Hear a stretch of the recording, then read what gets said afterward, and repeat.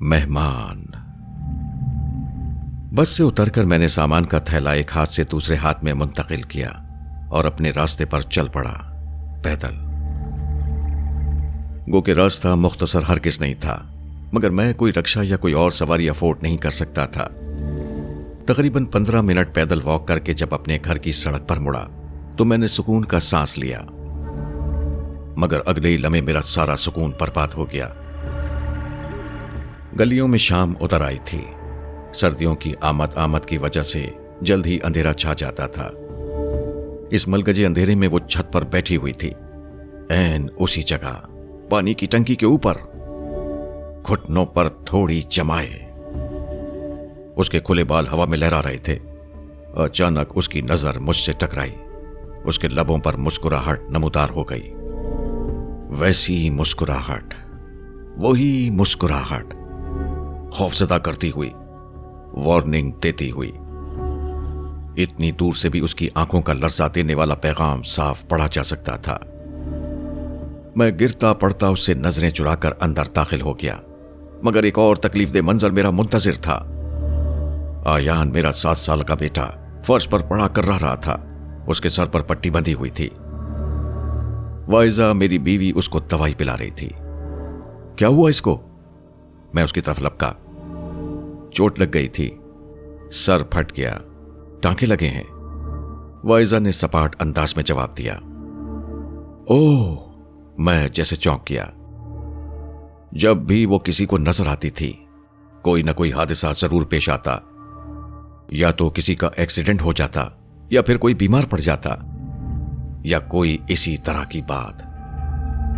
मैं जैसे कुर्सी पर गिर गया। आपको क्या हुआ? वाइजा ने मुझ पर नजर डाली।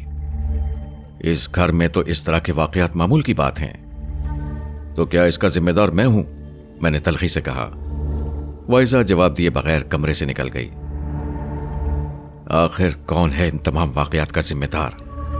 मैं अपने बिस्तर पर लेटा छत को घूर रहा था। ये दिन ब दिन खराब होते हालात, बढ़ती हुई गुर्बत, कम होता हुआ कारोबार, लड़ाई झगड़े, ये सिर्फ मेरे साथ ही नहीं था। इस घर में हम 3 भाई अपनी अपनी फैमिली के साथ आबाद थे। आबाद? ओह, ये कौन से लफ्ज मैं इस्तेमाल कर बैठा हूं। हम बस अपनी अपनी जिंदगी की गाड़ियां घसीट रहे थे। मैं यानी एहसान अशरफ और मुझसे छोटे 2 भाई सलमान और इमरान। हम तीनों विरसे में मिली हुई कपड़े की दुकान पर बैठते थे, मगर हम तीनों की मेहनत के बावजूद दुकान दिन ब दिन सवाल पजीर थी, आमदनी ना होने के बराबर थी। हमारी बीवियों और बच्चों की आपस में लड़ाई और तकरार मामूल की बात थी। चीनी के चमचों और दूध के कप तक पर लड़ाई, हाथापाई तक होना आम सी बात थी। मगर हमेशा से ऐसा नहीं था। मैं बिस्तर पर लेटा न जाने कहां पहुंच गया। बरसों पहले इस घर में मेरी अम्मी, अब्बू और ताया ताई रहा करते थे। अब्बू और ताया जान में बड़ी मोहब्बत और इत्तेफाक था। वो दोनों कपड़े की दुकान चलाते थे और मुनाफा बराबर तकसीम कर लिया करते थे। ये घर जिसमें हम आज तक मुकीम हैं, अब्बू और ताया जान की मिल्कियत है। ताई और ताया जान की कोई औलाद नहीं थी, मगर मेरी अम्मी के ऊपर तले 3 बेटे हुए, जिन पर उनको इतना गुरूर था कि किसी रियासत की मलिका को भी क्या होना था। वो हर एक के सामने कुदरत की दी हुई इस नेमत यानी हम 3 भाई का जिक्र इस अंदाज में करती जैसे इसमें इनका कोई जाती कारनामा छुपा हो, खासतौर पर जब ताई जान वहां मौजूद होती थी। मुझे याद पड़ता है जब हम छोटे होते तो ताई जान हम सबको यानी हम 3 भाइयों को बहुत प्यार करती थीं। अपने हाथों से खाना खिलाती, तैयार करती, लेकिन अम्मी बहाने से हमें उनके पास से ले जाया करती थीं और बार बार हमारी नजर उतारती। खुदा मेरे बच्चों को बुरी नजर से बचाए, वो बावाज़े बुलंद कहा करती। लाल साबित मिर्चों के उस जमाने में थैले भरकर हमारे घर आने लगे थे। इन बातों की वजह से रफ्ता रफ्ता ताई जान ने हमें प्यार करना छोड़ दिया, मगर अम्मी उनकी कमजोरी पर वार करना कभी नहीं भूलती थीं।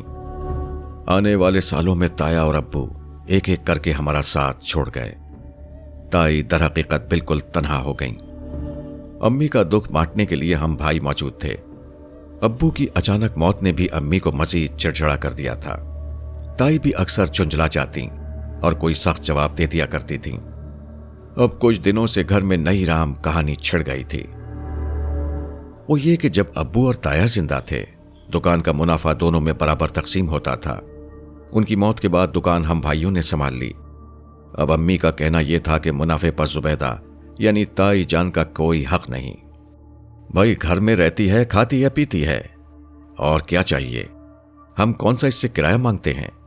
ऐसे ही एक दिन अम्मी ने कहा, यह घर जितना तुम्हारा है फरहत, उतना मेरा भी है। तुम कौन होती हो मुझसे किराया मांगने वाली।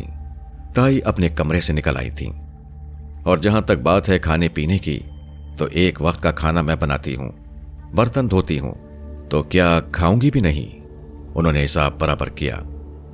दुकान मेरे लड़के संभालते हैं, उसके मुनाफे पर सिर्फ मेरा हक है। अम्मी अपनी बात पर अड़ी हुई थीं। दुकान आदि मेरे मरहूम शौहर की मिल्कियत है। ताई भी बसित रही। अगर तुम नहीं मानोगी तो मैं खानदान वालों को इकट्ठा करूंगी कि घर और दुकान बेचकर मेरा हिस्सा मुझे दे दो। वो बात खत्म करके अपने कमरे में चली गईं। अम्मी के हाथों के तोते उड़ गए। इस पहलू पर तो उन्होंने गौर ही नहीं किया था कि अगर घर और दुकान बेचनी पड़ी तो ताई अकेली जान तो जैसे गुजारा कर ही लेती हैं, हम तो खसारे में चले जाएंगे। चंद दिन अम्मी दिन रात सोचों में गुम रहीं। फिर एक रात उन्होंने हम तीनों भाइयों को अपने कमरे में जमा किया और दरवाजा अंदर से बंद कर लिया। फिर उस रोज के चंद दिनों के बाद सोची समझी स्कीम के मुताबिक आधी रात के वक्त हम चारों ने ताई जान को अपने काबू में कर लिया। बेचारी कमजोर बूढ़ी ताई जान, मैं आज भी लरसता हूं। हम तीनों भाइयों ने उनके हाथ पैर पकड़े और अम्मी ने तकिया उनके मुंह पर रखकर इस तरह दबाया कि वो एक आवाज तक न निकाल सकी, और थोड़ी ही देर में उनका दम निकल गया। फिर हम सब मिलकर उनको उठाकर छत पर ले गए। छत पर कपड़ों के तार बंधे हुए थे। अम्मी और ताई कपड़े धोकर छत पर डाला करते थे। छत पर दीवार एक जगह से टूटी हुई थी। हमने ताई की लाश को वहां से गली में फेंक दिया और वापस नीचे आ गए। दूसरे दिन अम्मी ने मशहूर कर दिया कि ताई कपड़े उतारने ऊपर गई थीं, शायद गली में झांकने लगीं और पैर फिसला और गिर गईं और उनका इंतकाल हो गया। हस्बे तवक्को 3 कम उम्र लड़कों और उनकी घरेलू सीधी सादी मां पर किसी ने कोई शक नहीं किया और ताई जान को दफना दिया गया और बस कहानी खत्म। क्या वाकई कहानी खत्म हो गई थी? मैंने करवट बदली। कहानी तो जैसे शुरू हुई थी। ताई जी इस घर से क्या रुखसत हुई, जैसे घर की खुशहाली, आफियत, सेहत सब रुखसत हो गई। घर के दरो दीवार जैसे नहुसत बरसाने लगे। दुकान जैसे मिट्टी बन गई। हम तीनों की दिन रात मेहनत के बावजूद बमुश्किल दाल रोटी का बंदोबस्त हो जाता, और सबसे बढ़कर हर तीसरे दिन किसी का बीमार पड़ जाना या कोई एक्सीडेंट वगैरह हो जाना या कोई ऐसा ही तकलीफ दे और वाकया। मगर जिस दिन इस तरह की कोई वारदात होती, उस दिन वो जरूर किसी को नजर आती। कौन? वही ताई जान या ताई जान की रूह। छत पर टंकी के ऊपर सफेद लिबास पहने वो घुटनों में सर दिए बैठी होती। मैंने जिंदगी में कभी उनके बाल खुले नहीं देखे, मगर मरने के बाद वो हमेशा खुले बालों से नजर आती। आधे सफेद आधे काले बाल। जब कभी किसी से उनकी नजर टकरा जाती, उनके लबों पर मुस्कुराहट बिखर जाती, जान निकाल लेने वाली मुस्कुराहट। और उस दिन जरूर हमारे घर में कोई हादसा रोनेमा होता। अपनी मौत यानी अपने कत्ल के चंद दिन बाद ही वो नजर आने लगी थीं। सिर्फ अम्मी या हम तीनों भाइयों को, इसके अलावा वो किसी को नजर नहीं आती थीं। यहां तक कि कभी हमारी बीवियों या बच्चों को भी वो नजर नहीं आई। हमने कई मर्तबा कोशिश की कि यह मकान बिक जाए, हम इस नहुसत के साए से निकल जाएं, लेकिन कभी कोई कोशिश कामयाब ना हो सकी। और इसका तो सवाल ही नहीं था कि घर बेचे बगैर कहीं और शिफ्ट कर जाएं। घर में खाने पीने तक की तकलीफ थी। न जाने कैसे हम भाइयों की शादियां और फिर बच्चे भी हो गए। 3 बेटों के ऊपर अम्मी का जोन 3 बहुओं के आने के बाद ऐसा खत्म हुआ कि बस बहू भी एक से बढ़कर एक ज़बान दराज, बदलिहाज। अम्मी को यकीनन अपनी जवानी याद आ जाती होगी। मैं अक्सर सोचता, सोने पर सुहागा ये हुआ कि अम्मी एक दिन छत से गिरकर अपनी रीढ़ की हड्डी पर चोट लगवा बैठी और हमेशा के लिए मासूर हो गईं। ऐन उस जगह से जहां से हमने ताई की लाश को नीचे फेंका था। न जाने किस तरह अम्मी का पैर फिसला और बस अब वो सिर्फ बिस्तर पर पड़ी छत को घूरा करती थीं। वो अपने हर काम, खाने पीने, हत्ता के गुस्लखाने के कामों तक के लिए पैरों की मोहताज हो गई थीं। तीनों बहुओं की ड्यूटियां लगती थीं उनके मुख्तलिफ कामों के लिए, जिन पर उनकी घमसान की जंग होती। तीनों जवान बेटों में किसी के पास उनके पास बैठने का भी वक्त ना था। अम्मी जिस्मानी तौर पर बिल्कुल मासूर हो चुकी थीं, मगर उनका जहन बिल्कुल तंदुरुस्त था। वो हर बात सुनती और समझती थीं, जिसकी गवाही उनकी दुख और खौफ में डूबी आंखें हर वक्त दिया करती थीं। मेरी उम्र अब महज 35 साल की हुई थी, लेकिन मैं बूढ़ा दिखाई देने लगा था। माली परेशानियों, तकलीफों ने मुझे अंदर से तोड़ दिया था। हम सब अपनी अपनी जगह अच्छी तरह समझते थे कि हमारा यह हाल क्यों है, किस वजह से है। लेकिन अब क्या फायदा? जब हम सब ने मिलकर ताई जान का कत्ल किया, मेरी उम्र 20 साल थी, सलमान 18 का और इमरान 17 साल का था। हम तीनों के नजदीक वो कत्ल उस वक्त महज एडवेंचर था। बस अगर हमारी मां को भी कोई तंग करता है तो उसको जीने का कोई हक नहीं है। ये फिल्मी सोच उस वक्त हम तीनों की मुश्तरका थी, लेकिन वक्त के साथ साथ हम सबको खूब अंदाजा हो चुका था कि हमने कौन सी आग मोल ले ली है, न सिर्फ इस जहान की बल्कि अगले जहान की भी। न जाने अम्मी को अपने किए का पछतावा है भी या नहीं, मैं अक्सर सोचा करता। हम उस वक्त कम उम्र ना समझ सही, अम्मी तो समझदार थीं, दीन और दुनिया दोनों का इल्म रखती थीं। कत्ल गुनाह कबीरा है, मैं लरस जाता, लेकिन अब क्या हो सकता है। ताई की रूह अब अक्सर रातों को नजर आने लगी थी और हम भाइयों की नींदें रुखसत होने लगी थीं। उस रात के बाद हम तीनों ने कभी इस वाक़े का जिक्र नहीं किया था। मैं आपसे कह रही हूं एहसान कि मैं इस जुमे को घर में कुरान खानी करवा रही हूं और खानदान के लोगों को इनवाइट कर रही हूं, वाइजा ने हतमी लहजे में कहा। फूटी कौड़ी नहीं है मेरे पास, मैंने झल्ला कर कहा। क्या खिलाओगी मेहमानों को? आप ये बेच दें। उसने अपनी वाहिद अंगूठी मेरे हाथ पर रख दी। 10 साल हो गए हमारी शादी को, कभी इस घर में दुरूद शरीफ की महफिल नहीं हुई। कोई कुरान शरीफ नहीं खोलता, कोई नमाज तक नहीं पढ़ता। वो बिल्कुल सच कह रही थी। न जाने कौन सी नहूसत बसी है इन दरो दीवार में, जैसे किसी नेक अमल की तरफ दिल बढ़ता ही नहीं। लेकिन मैं अब शाम को कुरान शरीफ पढ़वाऊंगी, दुरूद शरीफ पढ़वाऊंगी, घर की हर दीवार पर दम करूंगी। ये घर नहीं लगता, बदरूहों का मस्कन है। उसकी बातें मेरे दिल को छू रही थीं। मैंने उसकी अंगूठी थाम ली। वाइजा ने अपने कहे के मुताबिक काफी खानदान वालों को मधु कर लिया।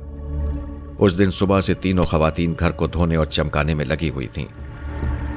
बरसों के बाद हमारे घर में कोई तकरीब हो रही थी, वरना तो ईद बकरीद पर भी कोई एहतमाम होना खत्म हो चुका था। अम्मी को भी नहला धुलाकर साफ जोड़ा पहना दिया गया।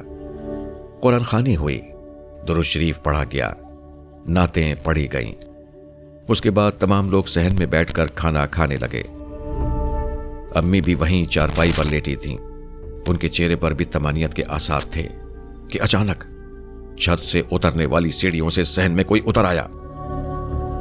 ताई की रूह छत से सहन में उतरने वाली सीढ़ियों पर खड़ी थी।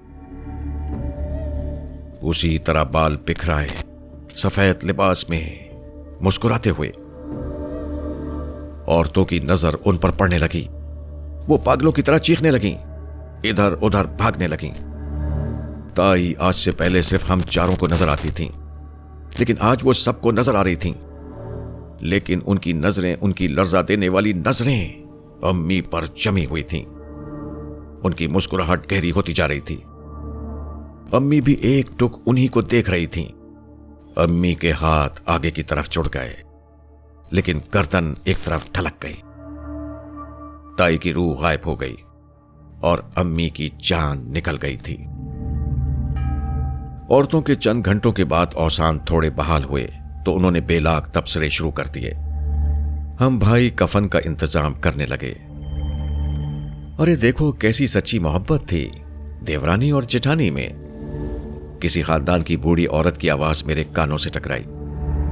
जेठानी की रूह खुद आए देवरानी को लेने, कभी सुना है ऐसा? ساری عورتیں ہاں میں ہاں ملانے لگیں، لیکن واقعی اس روز کے بعد تائی کبھی کسی کو نظر نہیں آئی۔